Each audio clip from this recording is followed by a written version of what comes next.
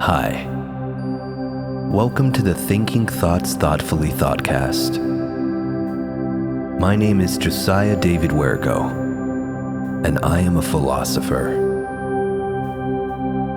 We're going to be taking a safari ride through the unconscious mind to dig up all of its little nuggets. For you see, when you are in the ocean of understanding, you are surrounded by tranquility. Write that down. Write it on your thought tablet in the body of understanding. For this is the only way to truly retain information across all lifetimes. Here we are in episode 2. The subject of today's talk is permanent understanding. Where we left off, we were talking about judgment and the hungry man. Equally important subjects as are all in the field of understanding. But within this context, we're going to be diving deeper into what it means to think. For I am a philosopher, and you are my pupil. Pupil. The center of your eye through which you see all beauty, as well as all nightmares. What does this mean, the juxtaposition? Recall our previous discussions of juxtaposition. Do not fear the juxtaposition, for its unholy wrath shall guide you through the kingdom of hell into a blessed, glorious heavenly day. This is what Jesus said in Bible 2, the forgotten chapter.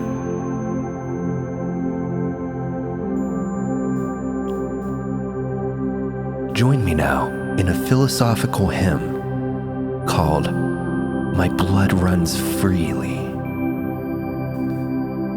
My blood runs freely.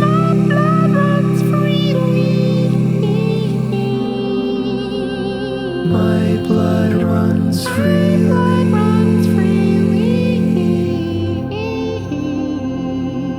My blood runs freely. My blood runs freely across the body of understanding and the history of time and other things which shall be hitherto juxtaposed. You may be seated. Oh, thank you so much. As we ebb and flow through all that is which that around us, not even excluding us yet. Do you feel it, deep divers? Breathe with me.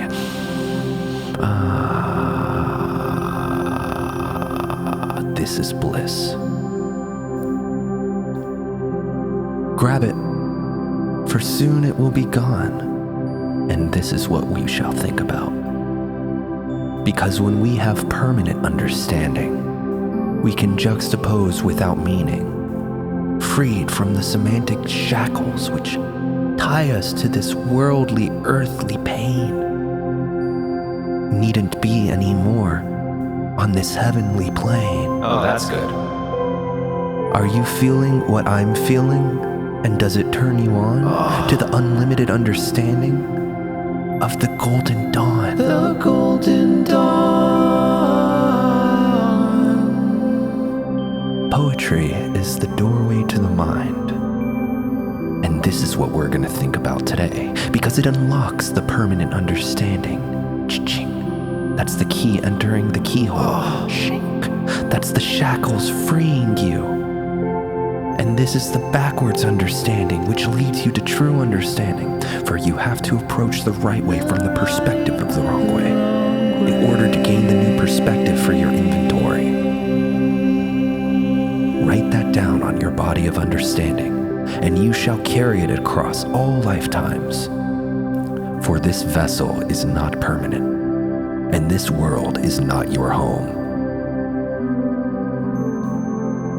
Understanding world. That lobby that our soul goes to, between all discrete selves, spattered across eternity, like the stars in the night sky. Can you feel it? Boop, boop, ooh. It's poking at you. Boop, boop. The spear of longevity. It enhances understanding.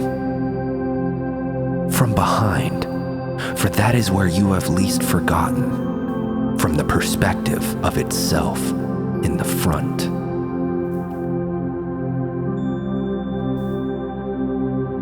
In order to elongate understanding, you have to take a backwards-forwards approach, and it comes in exactly 9 stages.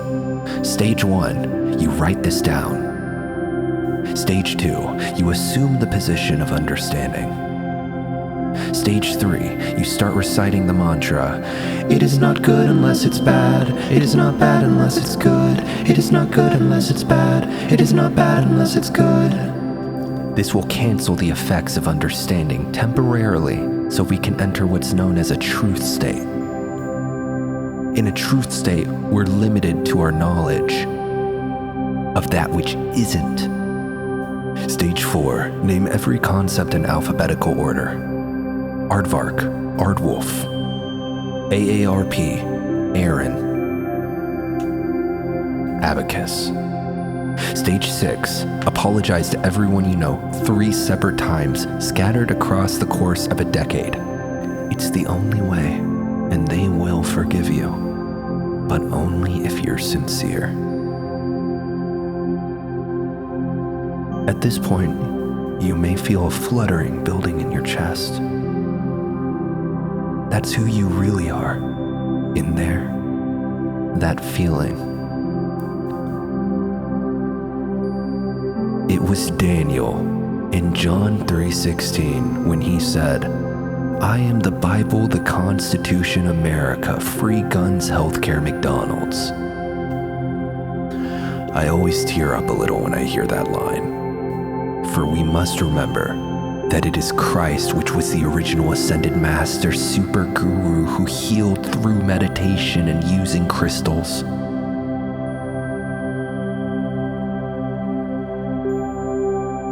Stage 7. Commit yourself to a lifetime of political policy, of fiscal conservatism, but being slanted towards the socially liberal end of things. Except for at the family reunion when your supposed little brother wants you to use his new pronouns, even though clearly the crystals encoded biological information from the beginning of history that say that they were a woman. Do not let the fools deceive you, for the crystals speak truth. For it was in Gaia that was born the original nuclear family. Nuclear nature is here to save us. And this leads us to stage 9. Stage 9 is all about reintroducing understanding. Let it back in. Now let go.